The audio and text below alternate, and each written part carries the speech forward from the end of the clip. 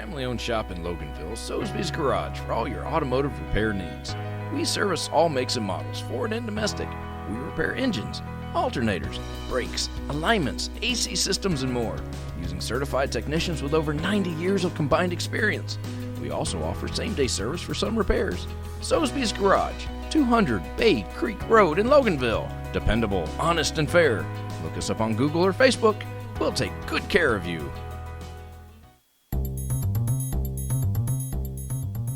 Broadcasting live from the Subaru of Gwinnett studio inside the Sonesta Gwinnett Place Atlanta Hotel. It's time for Case in Point, presented by Paradigm Security Services. We are the cornerstone of security in the Southeast. Hey everybody, welcome. I'm Rick Strawn, President of Paradigm Security Services, and welcome once again to Case in Point, presented by the same Paradigm Security Services. We're excited to be with you today on Business RadioX, and we're coming to you from the Subaru of Gwinnett studio located in the beautiful Sonesta Gwinnett Place Atlanta Hotel and here in Duluth, Georgia. I want you to be sure, please, and hit that subscribe button. If you're listening on any of your podcast programs, platforms, please hit that subscribe button for me. Each week we plan to feature businesses and people in the Atlanta area, especially those people and businesses that serve Gwinnett County. While all businesses have security concerns, not all are about physical security, and we will touch on that in all related aspects to security as we go through the course of each show. My guest today, I'm very happy to have Miss Erica Mccurdy. She is a candidate for the State House in District 95, and I just love sitting here and looking at a beautiful redhead across from me, and it just warms my heart. But not only that, you're a beautiful person inside, and you know, well, thank you. One of the things, because we know each other, one of the things that I'd like to do, my first question I always ask people, who is Erica Mccurdy? For people that don't know or just don't know that much about you, just know kind of who you are. Where'd you come from? What got you where you are? What do you do? Why do you want to do something like run for a political seat? That's a great question, and it's so much fun to be here, so thank you for having me. Let me make sure I say that first. And yes, so for those who don't know me, I'm a native Atlantan, so I've been around for a minute, and I grew up just outside of Gwinnett County in Sandy Springs, one of 7 blended family, kind of interesting. So we had a super fun growing up. I am married to another Atlanta native, which also makes it fun. So we have a lot of... That's unusual. It is unusual, and we both went to the same high school. He's a little bit older than me, but on one of our first dates, his sister pulled out one of the yearbooks, and I figured that was the end of our relationship. But somehow we survived that embarrassing moment. So I have 3 children, and they were educated in Gwinnett County. One is in law school, one's in med school, and one is at Furman University, and she's a pilot. So now that's interesting. It is pretty cool. So you can see my retirement plan in action. But so I feel like I'm pretty well set up there. But a little bit about my background. So I started off in telecommunications, and when I left telecom to raise my family, I just didn't do real well sitting down. I'm a businesswoman at heart, and I left to start a pretty cool company called Georgia Sanitation. Mm-hmm. A lot of people around the area are familiar with that company. And so we started it with just one truck, and I hung on the back of the truck tipping cans, doing anything that was necessary to grow that company, which we ended up selling in 2006. I've done a lot of different things after that, and currently have my own consulting company that helps both executives and our first responders, something I'm very proud of. Most of my clients right now come through an organization called the SEAL Future Foundation. So I have a large number of our Navy SEALs that I work with, very passionate about our veterans and help them as they're retiring and figuring out what's next. Well, you know, that working with first responders, I know that is a true passion with you. And as a prior first responder, I can tell you we appreciate it very much. Well, thank you. I do want to answer that other question that you asked me, though, because you asked me, why would I do this? Exactly. Why would somebody who has a career, who has a great job, and I have to tell you, I think I have the coolest job on the planet. I'm sort of sitting here with you thinking you have a pretty cool job too. So. But, I wake up every day and feel like my clients are my family and love them. But in the last election, the seat that had been held for a long time by a conservative was lost by just a handful of votes. And I felt like our district needed somebody who was deeply, deeply committed to our local community. Someone who woke up every single day thinking about the people who were living right around her, who was spending their time getting to know them, serving them, thinking how to make things better, who had the time, willingness, and need, true need, to devote themselves to the people. I never in a million years thought that was going to be me, but with my children out of the home, and with a business that I operated that allowed me to have the flexibility of schedule, I felt like this was my time to be able to do that. And for the last 30 years, I have been spending my time giving a minimum of 100 hours back into our community. And I believe that our district needs someone who is that deep and that committed every single day. I tell you, I can't agree with you more. I see in my business, I see a lot of people that are focused on helping and giving to I hate to say giving back to the community. I hate that phrase, giving back, because God gives you what you've been given because you work generally and earn it. So my idea of the giving back is to help people step up and be able to get back and do what they want to do so they can be successful. And not so much as giving them a handout, but a hand up. And there's too many people today that when they think of giving back to the community, they think of a handout. And I think that's just a bad attitude. And I know you feel the same way because you're always with your hand out extending, try to help people up and out. I know you have relationships with the addiction community. And I know that is another passion with you as well as your husband. And so there's always that part of your life that is involved with helping other people. That's what it's all about, is helping other people. For sure. And, when we talk about that and we talk about serving, I make no mistake, I'm not talking about, wow, here comes another, country club mom volunteer who thinks that she wants to do something. I am a true businesswoman who has actually signed both sides of a paycheck. I know what it's like to work for an organization, but I also know what it's like to build a business and then create jobs. And you don't mind getting your hands dirty doing it. No, I know what it's like to talk trash, take out the trash, do whatever needs to happen. Whatever you need to do. Whatever we need to do. But it is really important. Employability is key. And so creating those jobs, knowing what it's like in the morning to wake up and know that if you don't do what you need to do, then people don't have work, families don't get fed, to know that that kind of pressure is important, and especially over the last 6 to 8 months as we've dealt with record unemployment, as we've dealt with people trying to figure out what's next. The idea of having somebody who represents our community, who understands how important it is that we do this right as we rebuild, and who's had experience trying to help people both in their own business and now as a profession understand that employability environment is really critical.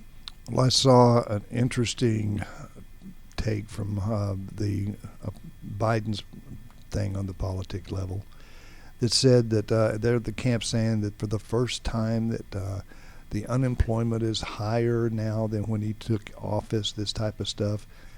And I'm thinking, God, did y'all miss this thing about where it was the highest it had ever been? And now all of a sudden, because of all of this pandemic, when we were forced to do this, that's why it's where it is. And it's honestly, y'all use that one. That's going to work for you. I love that. Well, let me ask you this. You mentioned owning a business. So what was it like, owning a small business and creating those jobs? And what about workforce development? Because right now it's big.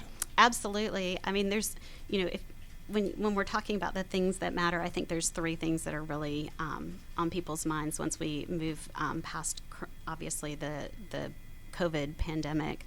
We're thinking about things like strong schools. We're thinking about safe neighborhoods, and we're talking about economic opportunity.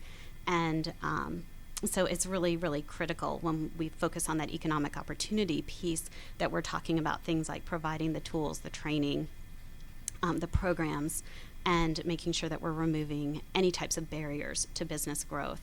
And I know when I was building Georgia Sanitation and when I help my clients who are figuring out what's next for their businesses, we know because of research that there are certain levels of business growth where there's barriers. We know that at 25 employees, say, there's a plateau where it's difficult for businesses to grow past that. We know at then 125 employees it gets harder. We know at certain levels that it becomes more difficult for businesses to grow. So we have the governor's office is doing incredible work to try to make sure that we don't put additional restrictions in place. And Georgia is really leading the country in those efforts, but it's leading it at a higher level than even our smallest businesses. And so here in Gwinnett, we have a ton of small businesses. We have incubators. We have just a whole lot of entrepreneurs who are trying to do their best. So what we can do here locally is continue to encourage that. And I know when I was a small business owner, I had to continually make decisions about whether I was going to invest in one direction or another. And most of those had to do with whether I could afford to create another job. Mm-hmm. And so those are the kind of decisions and that kind of real world experience that I'm hoping that I'll bring to the State House. Yeah, a lot of people don't realize that idea of creating another position is actually a bottom line figure, bottom line thought process, because it's like with us, we put a lot of people to work. We need workers now. We're desperately trying to find officers that will go to work in security. But then when it comes down to do we hire another person that's a salaried position, that is a non-billable position that comes nobody's paying for it. You're working to pay for it out of whatever you're looking to put to the rest of your company to do other things. A lot of people don't realize that that's the big part of business is, how do I hire somebody that I can't bill for? I could just pay. What kind of value are they going to bring me? So it's an interesting process that you have to go through as a business person. My wife and I do that on a daily basis just about right now because we're at that point of needing to do different things. And as we're growing and doing it. So, well, you talk about we have more in common than differences. We do. What do you mean by that? And Sure. who is we? Yeah. So, and I say that constantly. So, it means a couple of things. Number one, as a person, I've always struggled with this idea that decisions are binary, that you have to be one thing or another, that it's either X or Y, that it's, that you have to be pro this or pro that. Life is just not like that. Things typically are more gray, and you can support one thing and support another thing. So you can believe that we can do better socially, but you can also support our law enforcement. That's a really good example of that. I had at one point gone through and had one of the members of what I call Team McCurdy go through and try to figure out how many decisions does a state representative make in a session during the year, and not just how many votes, but how many different decisions does a state representative have to make. And of course, we're not talking about like, I order lunch or something, but just how many different kinds of decisions. And it's over 2,600 decisions. That's a lot of different decisions. I'm surprised it's that few. If you're really working. Well, yes, for sure. But, and I'm sure that there's lots of little ones that don't get recorded. But I just wanted to try to get an idea of how many decisions was I being asked to make on behalf of the constituents in my district. And as I thought about that, and I thought about the fact that during a campaign, you actually narrow that down to maybe 3 or 4 different issues or topics. And then on those, everybody tries to make those binary. You're either this or this. And if you're not mine, then somehow you're wrong. But then there's 2,600 others that in most of the cases, we would agree are really in the best interests of everybody. And I do believe that in a district like the 95th, we have more in common than not. We want the best interests of our families. We want strong schools because it helps our children and it helps our property values and it helps people want to move and live and work and grow their businesses here. We want to have our neighborhoods safe. We love our law enforcement. Gwinnett County has an incredible training program and an incredible law enforcement program. Absolutely. And so we really do support them. We want economic opportunity. We want businesses to come here. We all, in a general sense, believe in these things. We do have more in common, and we're looking for people to be willing to say, look, we can do that. And we want folks who care about the local area. We want folks who we see having dinner here. We want folks who we see helping out. We want folks who our kids are going to recognize and wave at and who are walking their dog around and those kind of things. And I think that's what I mean by that. And I think everybody wants to be able to go down to the restaurant, whatever part of the county, the city, the state that you're in. They want to go down and be able to safely eat a bite, have their kids play in the park. They don't want to have to worry about what's around the corner, what's hiding behind a bush. And that comes with a good, secure feeling of law enforcement. 100%. So, there's a layout for people, just for those that don't know what the border area is for the 95th. Sure. I'm glad to, and I'll do it in a very general sense. So the 95th incorporates 5 cities. It's Peachtree Corners, Norcross, Berkeley Lake, and then a small amount of Johns Creek and Duluth. Mm-hmm. So. Well, that way people kind of get an idea. For those that don't know, I imagine most people that at least pay attention know what district they're in, and what their boundaries. They don't really care. They just know that. Well, I don't know exactly where the boundaries are, but I know I'm in it. So that's good. Well, let's talk about your approach to solving problems. Yeah, redundancy, sure. Little soundbite politics. Yes, absolutely. So one of the things I absolutely cannot stand is this idea of soundbite politics, and we've seen that all over the news. We've seen that. Fortunately, we're not seeing it here, so thank you so much for that. But I feel like... I won't throw too many at you, but no. now that you mentioned it. No. Yeah, there you go. Or if you want to do it, well, at least we can laugh about it. Can we please just laugh about that for a minute? Because I will tell you that's one of the things that drives me crazy, almost as crazy as this idea of having to choose a side instead of really digging into an issue and figuring out what people are trying to decide. Play around and get one of those gotcha things. I know. It does make me crazy. So what I've seen a lot of, and I've seen a whole lot of it this year, because leading up to an election year, especially a big controversial election year, people are continually trying to push people into corners and try to force a decision. But every time there is a decision to be made, and this is what I've done, I've been sitting on boards for a long time, at least 20, 25 years. I've been on at least one board of directors or another, is that when you make a decision, you've got to think about, first of all, why you're making that decision, and you have to think about, questions like, who is benefiting from this decision? Is there a personal motivation at stake? Yeah, consequences. Yeah, because a lot of times things come up and it sounds really good until you start to dig into it. It's like, so is there really a need for this decision to be made, or is there already something in place to solve this? And that goes back to our businesses. A lot of times we don't need additional regulation. Something already exists. I also like to think a lot about who's being left out of a decision. And this is something that has really appealed to a lot of my moderate supporters, is this idea that if we look at a decision that's being made, have we inadvertently left out a group that really needed to be included, or will this decision hurt a group of people? I love that thought, because sometimes something can sound like a great idea that will help a group of people, but in the long run will actually end up hurting them. And we need to think about that long-term benefit. Those unintended consequences. Absolutely. And I've seen that happen time and time again, where something that we think fixes a problem today actually ends up with a long-term social or financial hurt to a particular group of people. Another thing is, are we solving a single situation, or are we really solving a long-term problem? So if we just do a quick fix, we're going to revisit the situation because we've made it worse.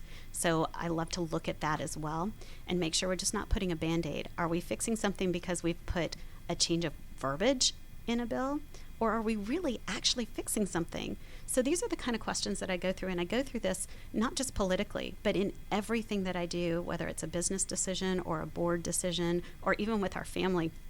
we think about these things before we do something. It's funny you said that Band-Aid, because I was thinking exactly the same thing. Do you heal something, or you just slap a Band-Aid on it, and the next thing you know, it gets infected because it's unintended. You really didn't do anything. And that's very much the way that we are with our policies, and we've seen it over the years.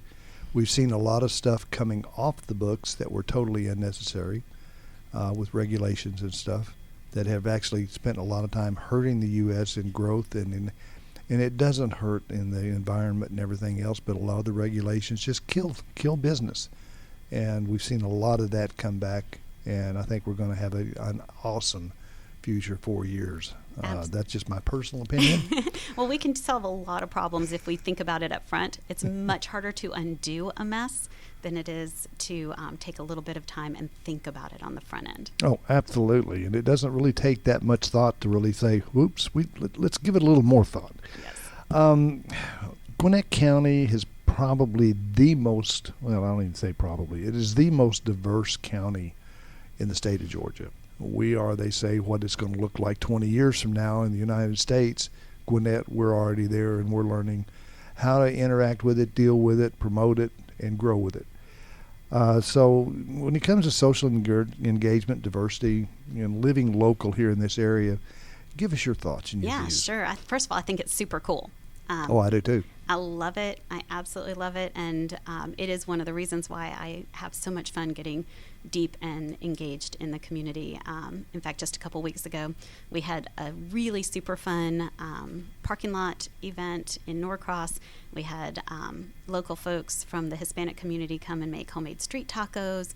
It was just the best. One of the things that I've been trying really hard to do during this campaign, because there have been some top line issues that seem to be stealing all the headlines, but there's other issues that are important to a number of different groups within our community. So I do Facebook Lives just about every other week, making sure that we keep other issues at the forefront. So I am still talking about what we've now come to call social justice, and I've been doing that in a little bit of a unique way. So instead of a lot of talking heads sort of talking at the screen instead of to each other, I've just been putting my friendships on the line because I have a super diverse friend group. And so we've been talking about our long-term friendships and what that's looked like, and then what this year has looked like. And so that's been my way of sort of talking about what this year has felt like. But we're also talking about addiction, about foster care. Right where I was going. Right. And transportation, which is one of the big issues that keeps hitting us every time. So I did a Facebook Live about transportation and technology and the blend of those and where we could see the future of transportation headed. So I've done them on veterans issues. I'm doing a ton of them. I actually have 3 different series going. I've color-coded them. So one is on COVID and families, one of them is on social issues, and then one of them is on what I call transformative conversations, which is what we think of as like a social justice kind of series. Well, let's pull one of them out of there. Let's talk about transportation, because that is a biggie. So, and I think people need to hear how our people that want to be elected stand on this issue. Sure. Interestingly, it's the one that got the least amount of viewership of all of them, which I thought was kind of funny. I thought that would be super hot. I think it tends to be that I think far too many people have their minds made up before they ever even read anything about it. And I think that's why the interest seems to be low, is because people think, I don't need to hear this, I've already heard it, I know where I stand.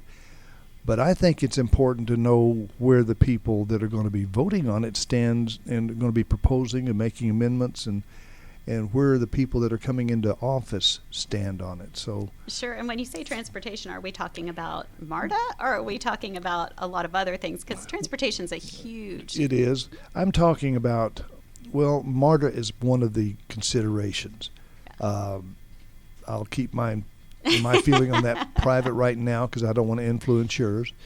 But MARTA, our overall mass transit transportation issues that we have in Gwinnett County, because something's got to be done.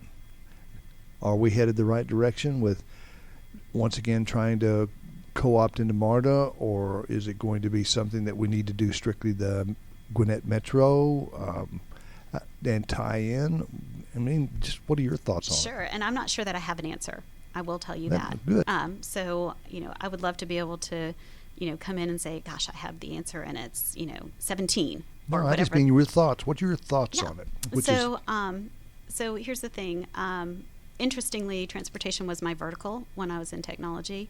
When I worked at Bell South, I was one that was tapped to go up to Washington, D.C. and be part of the President's Council on Transportation and Technology. So it has been a passion of mine and an interest of mine for a very long time. And then, of course, having a sanitation company and just kind of being a technology geek, I think that transportation is something that needs to be addressed. And then Peachtree Corners, of course, has the Smart Cities Initiative. Absolutely. And it's terrific, too. It is incredible. And I have ridden Ollie, the autonomous vehicle. Yeah, the autonomous vehicle. So, and I am a believer that we have some innovative technology solutions that we haven't even begun to really explore. So, I think all of these things together are going to do some things to minimize the impact. Do I think that heavy rail is going to be the solution? I'm not so sure. Me either. I don't know that Atlantans and certainly suburbanites are ready to take that as the solution. When I worked at Bell South, I rode MARTA because there was a stop in the basement of my building. I worked in the tower downtown. So, I have had direct experience with that. And I'm just not so sure that is what the average person wants to do for their commute. However, I do think that there are potentially some light rail solutions that may be smart. I think we have only just begun to understand what the smart lanes, what smart traffic lights, what the integration of even smart stop signs and the technologies in our vehicles can do. I think COVID has begun to show us that we can do more with remote and flexible schedules than we ever have before. Of course, I'm concerned about what that's going to do to the commercial real estate market and things like that.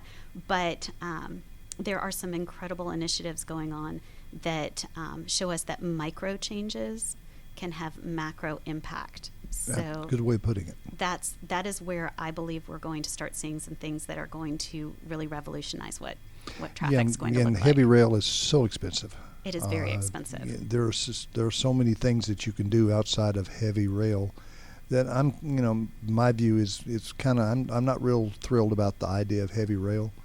You're talking about a short distance, you're talking about a short amount, and you're talking about tremendous expense. Absolutely. Well, we were back in the day when I did go down there, Atlanta was just not set up from an infrastructure standpoint the way some of our other great cities were.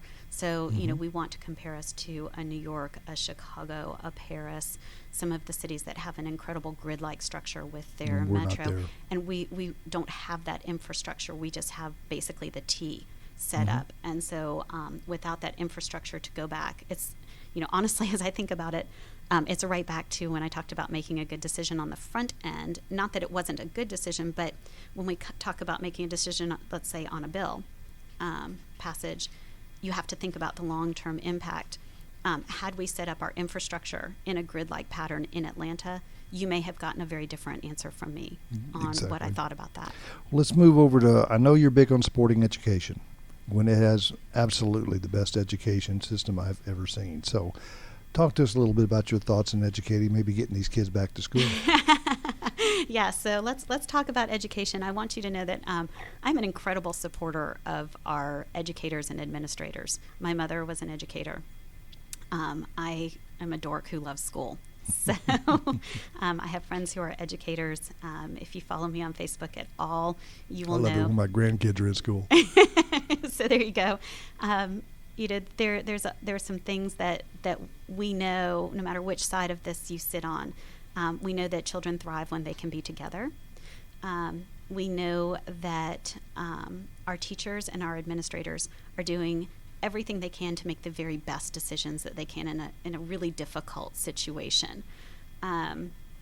So I do believe in supporting our educators and our administrators instead of accusing them or coming at them or attacking them. I think those are poor ways to handle the situation. One of the things that I did right before school went in fact, was to gather the community together and just say, here's two things that I think we can agree. Number one, this is a really, really difficult decision for everyone to make. And number two, prayer helps. So can we take just a few hours of our time, come together and stop arguing, and just let's support our teachers, our administrators, and our students and our families. And we had, I'll probably get in trouble for this because I think you're only supposed to have 50, but over 100 people started showing up on the soccer field. Just call it a riot. So, we're all right. Yeah. We had so many people show up. It was excuse me, a protest. It was really pretty incredible. I put politics aside. This was nonpartisan. It was just something that was really important to do. I would say this was in direct counterpoint to what my opponent chose to do at that moment. We just need to support them. Do I think that in the long run it will be in the best interest of everyone to get everybody back in school? I do. Do I trust that the people who know more than I do about this are making the very best decisions they can under what I would think are virtually impossible situations? Absolutely. And that's why we've entrusted them to make these decisions, so I have to support them. Well, good for you. And I agree. I've got my son-in-law is a teacher at Collins Hill, and I've got a lot of friends in the education field, and they're working hard to try to make it safe. There's a lot of different views about it, but most of them think there's too many people that are just playing this and complaining and worrying too much that I don't have to do anything. He says, I've got a plastic around my desk, they can't even get to me. Yeah. I'm kind of interested. There's a school of thought when I worked at North Point that I was taught. It was I was told at one point to surround yourself with good people and then listen to them, and it was the second point that mattered. You could surround yourself with the best people, but if you refuse to listen to them, then it does you no good. And so I do my best to listen to them, and I feel like that's what Gwinnett's trying to do.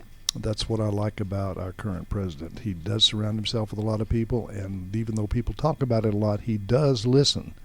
And he just doesn't listen, and he listens to everybody. And then big difference between now and in the past is he actually makes a decision based on what his decision is.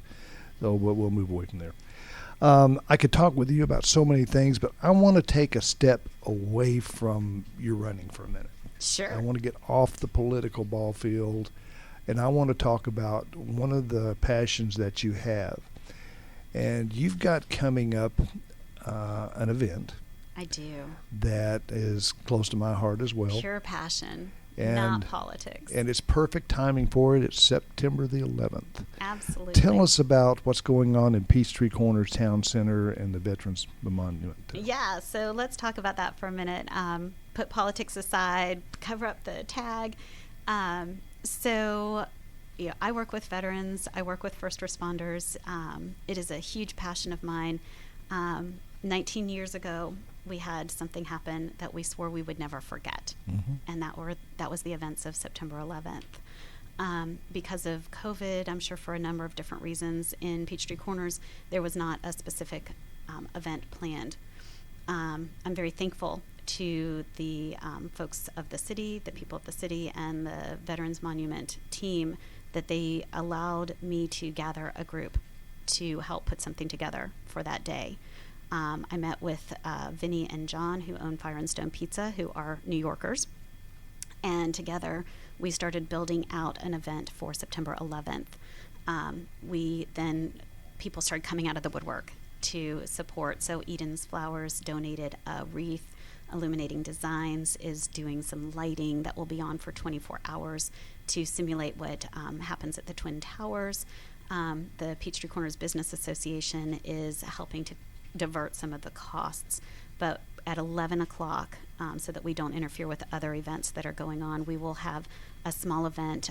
Mayor Mason, Major Restrepo, I believe the watch commander at the fire station, number 4, will be coming, as well as some other folks, Pastor Williams.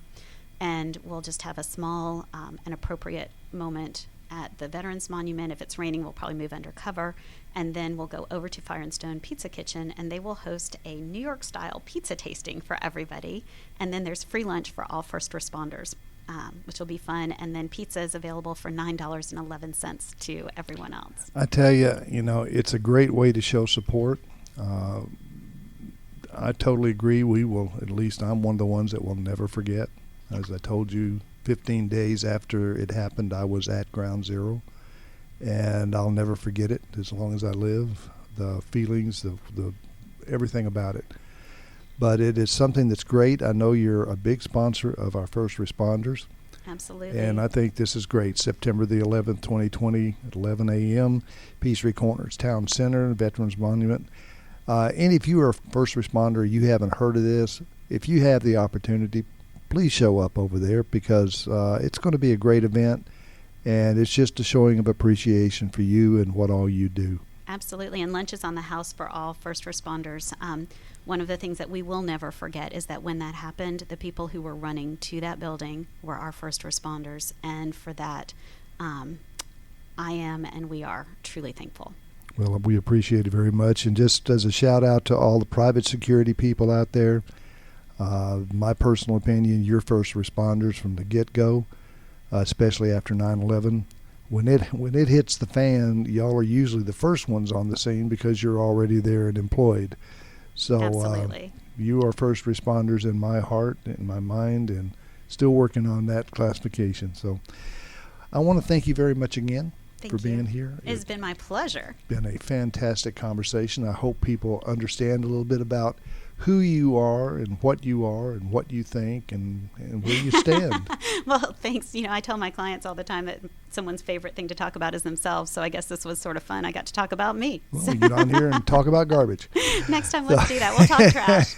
We'll talk trash. There you go. Well, thank you for joining us on Case in Point, presented by Paradigm Security Services.